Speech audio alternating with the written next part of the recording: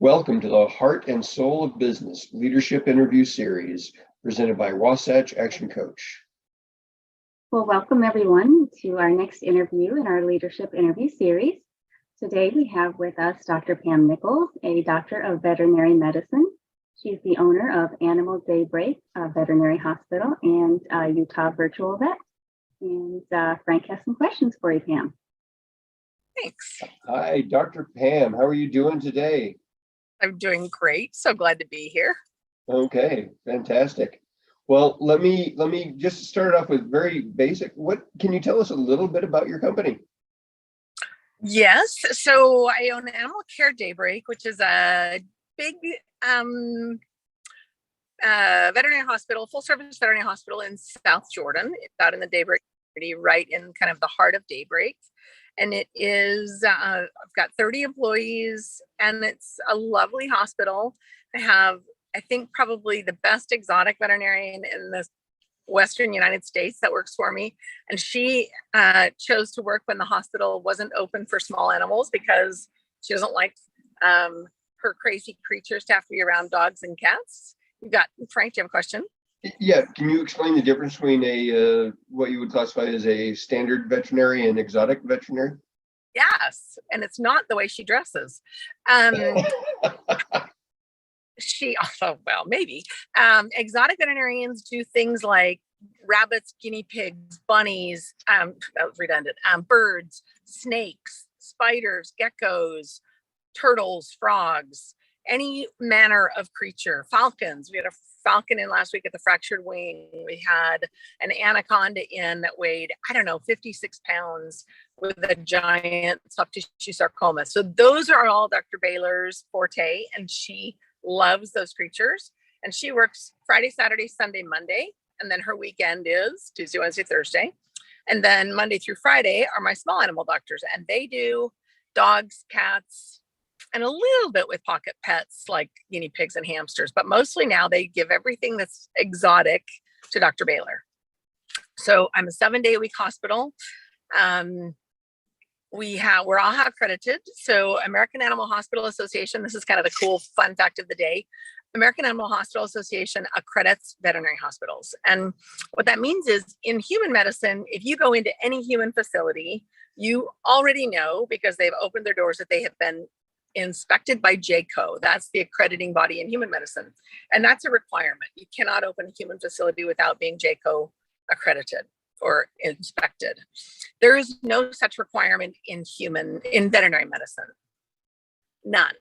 So any hospital, any vet can open a shingle and open a practice and do anything they want, and they don't get inspected, they don't get evaluated. OSHA doesn't come in, AVMA doesn't come in, UVMA doesn't come in, nobody checks them. They just say, I'm a vet and I do great work.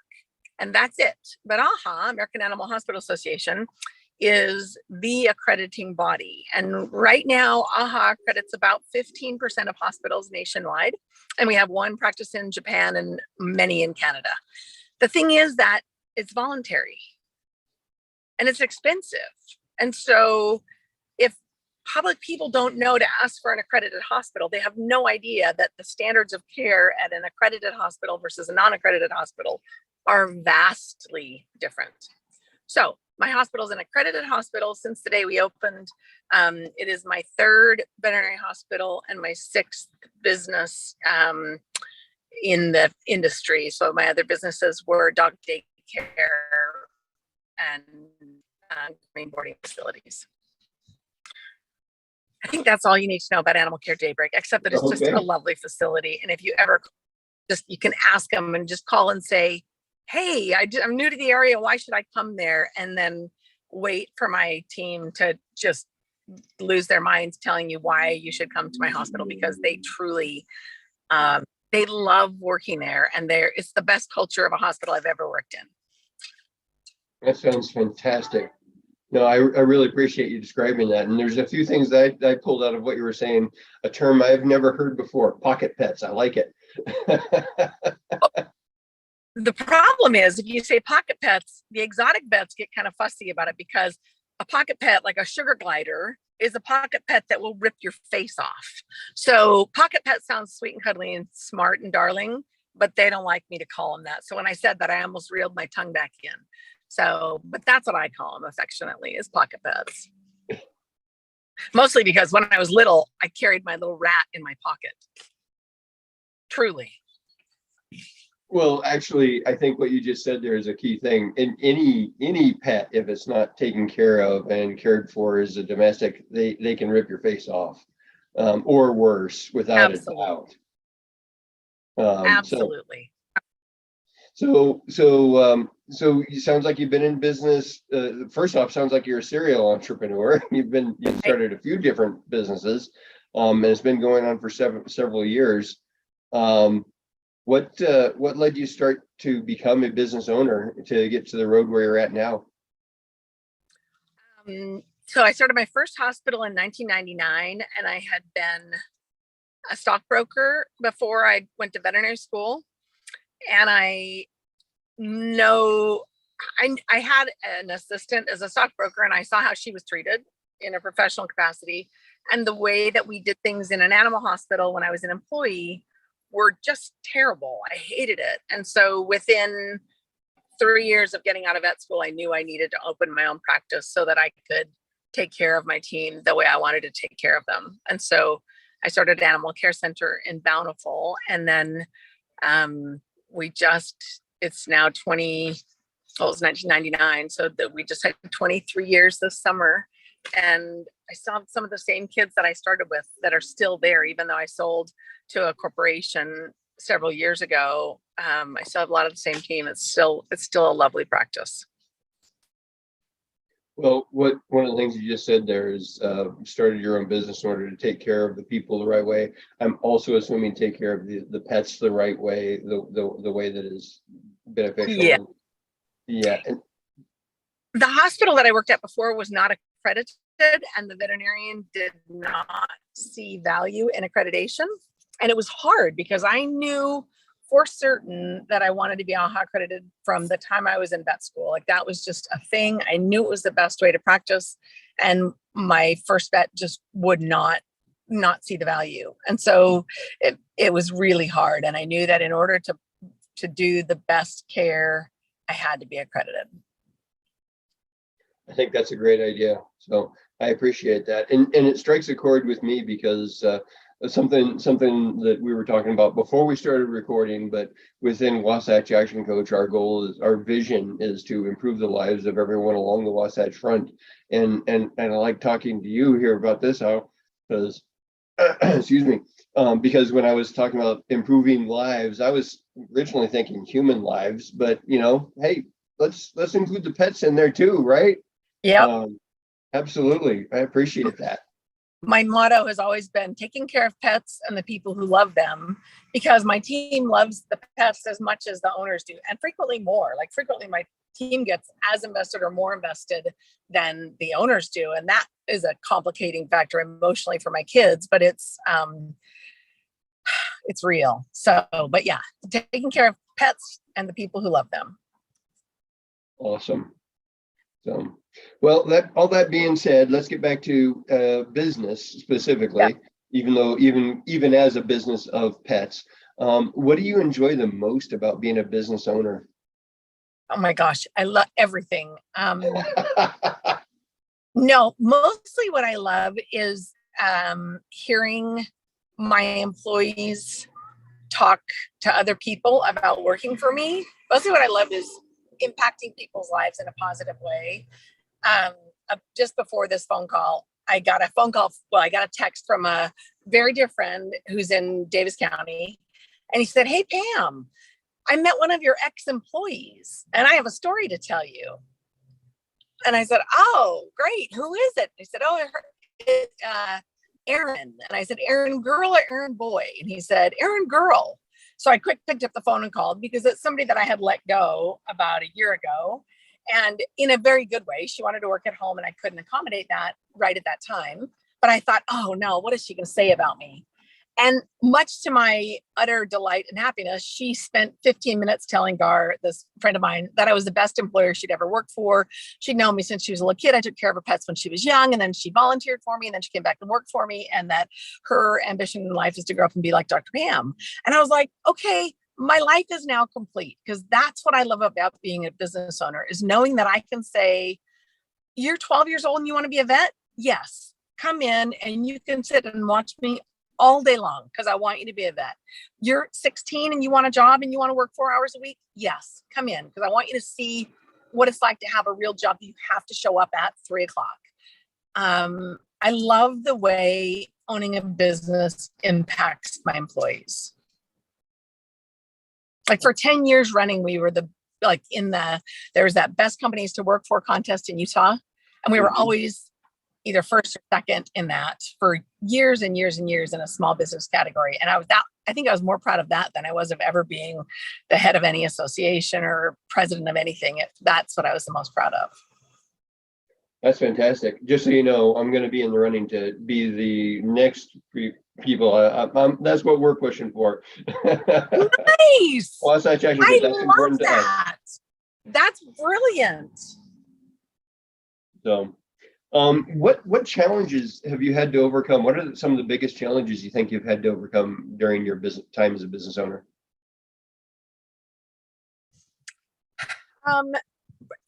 As a young business owner, cash flow, just being able to manage cash flow and plan ahead and know, how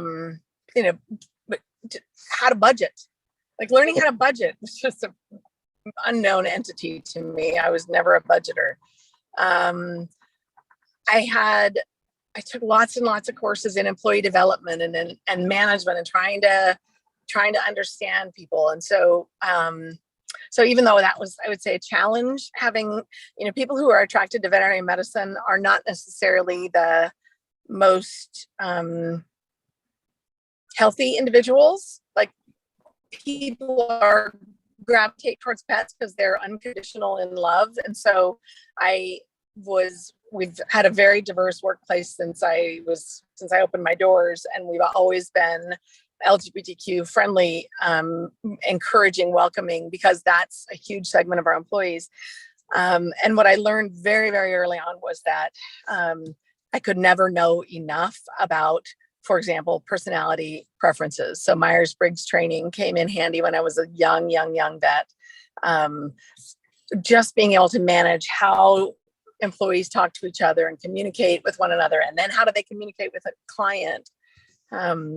And then I think in vet medicine, it's a different layer, because if a widget breaks, nobody really has an emotional investment in a widget. But if a dog gets really sick over the weekend, people have a really big emotional investment in their dog or their cat or their bunny or their hamster or whatever. And there's that emotional connection.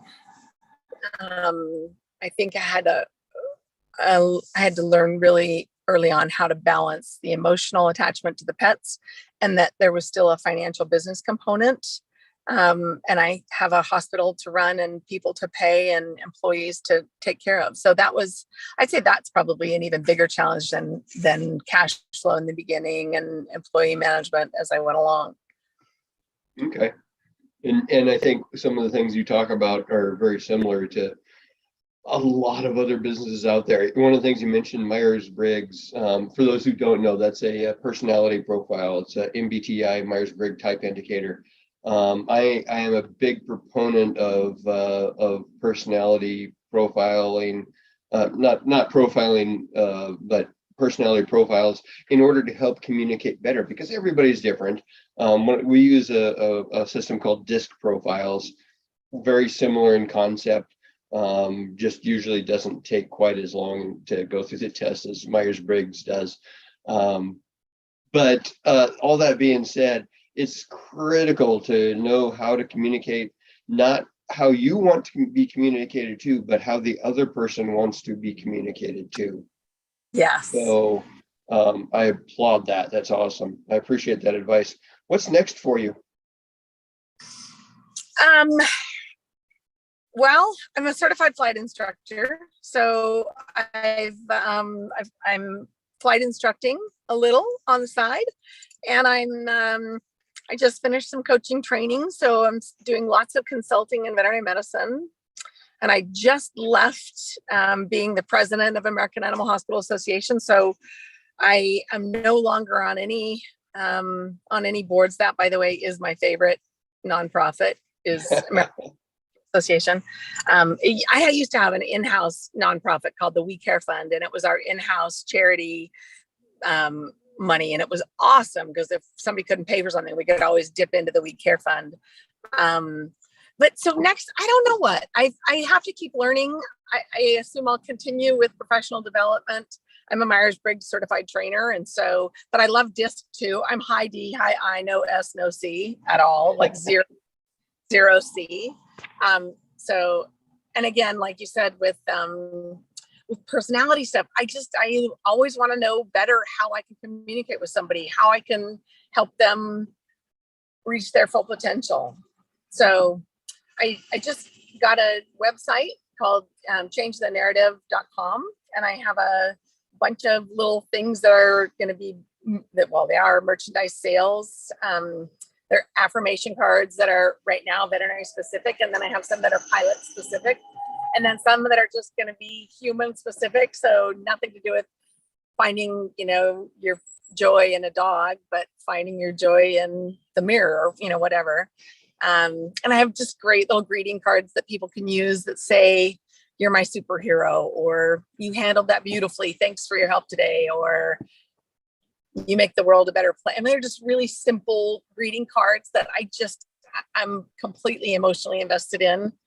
And then I have a book called Change the Narrative, and that's about to get published. So, and it's all about, like, the only thing, seriously, honestly, it's all about how do you talk to yourself? How do you talk to your coworkers? How do you talk to your kids, to your parents, to the people at the grocery store? Because I really am a complete believer that thoughts become things and words become things. And if I say, "Oh gosh, I'm exhausted and I look like crap today," I'm going to look exhausted and look like crap today. But if I say, "Hey, I'm great, I'm so glad to see you, I'm happy today," then my brain hears that. And so change the narrative is not like toxic positivity, like just put a smile on it, it'll all be fine, but more just be cognizant about the words that we use when we talk to ourselves and holding each other accountable. Like, I have a daughter who's 26 and she's an attorney and she's brilliant.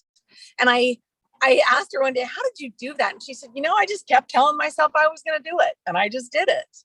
And I believe that, like, what you think you are. And so if you think you're a kind person, you probably are. And if you think you're going to do great in the world and change the world, you probably are every single day. And so that's what Change the Narrative is all about. And it's not veterinary specific. It's just regular life stuff. That sounds fantastic. No, I agree with everything you said. And I'm a high S, high D, but with no I.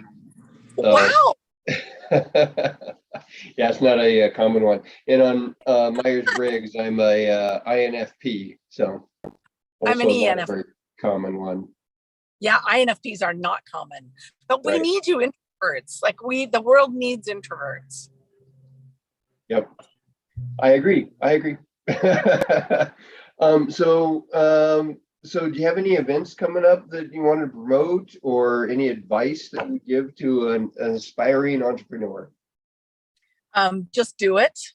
Call me if they need help jumping off the ledge, because I'll give them a push. I don't have any events coming up. Just my book will be out probably in the next, I don't know, hopefully it'll be published by the end of the year. But at the end of the day, I just want to tell people, just follow your dreams, go, do, create, change, and don't ever stop learning. I love it. Lifetime learning is something we really, really push for. That is so important, because if you're not learning, you're dying. I agree. You're Mhm. never too late to learn something new. Mm-hmm. So, yeah. All right. I think that concludes unless there's anything else you wanted to talk about specifically, I think that concludes our normal part of the interview. I'm going to pass this off to Jennifer now for what we call the lightning round.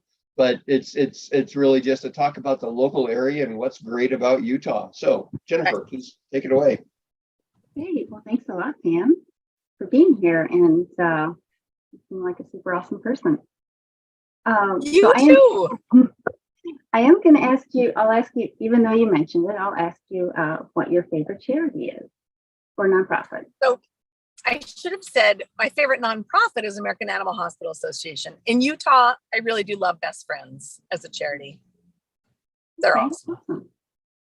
Nice. And do you have a favorite local restaurant? I do. So I like anything locally owned. I'm a big believer in patronizing anything locally owned. But my favorite local restaurant in Daybreak is the Porch. It's owned by a client of mine, Jennifer, who's awesome. And in Sugar House, my favorite is Pig and Jelly Jar. If you haven't been there, you should go. I've been there. It's awesome. Right. I love that. Good. Yeah. So those are probably my two favorites. Great. But the Porch in South Jordan is phenomenal. And they cater. Awesome. All right. So what do you like to do here in Utah in the summertime?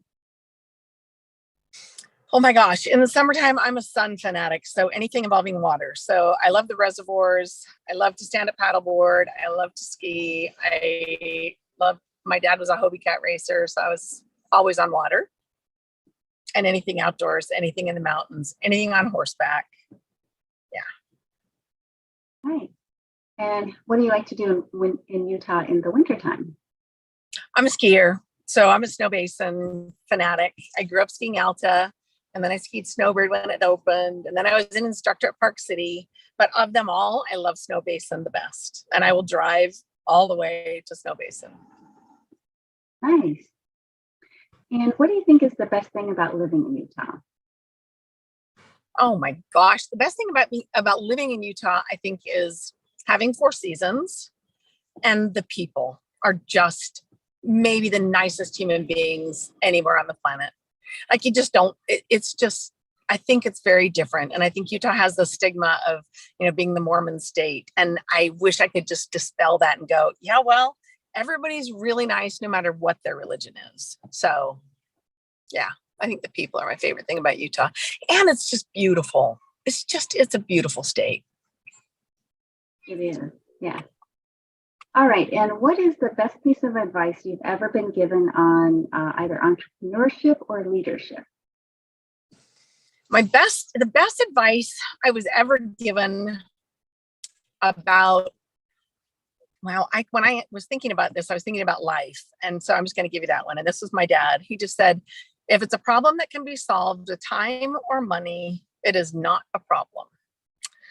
And I tried to instill that in my kid when she was little, because I thought, I don't ever want her to think something is so bad she has to kill herself over it. And I think suicide is such a huge problem. And in vet medicine, it's really a problem, that I just want to keep telling people that if I can fix this with time or money, stop worrying, we'll handle it. Everything else, cancer, we can't fix with time or money yet, maybe someday. But anyway, and then most problems really can be fixed with time or money. So it's just not that big of a deal. That was my favorite life advice from my dad. Fantastic. That's excellent advice. Well, Thank Pam, you. we really appreciate you being here today. Thank you for taking Thanks time for out. I can't wait to talk more. I can't wait to see what you guys do. Honestly, I love the name of your business. I'm super excited to see what kind of action you guys do and what kind of an impact you have on Utah as a whole.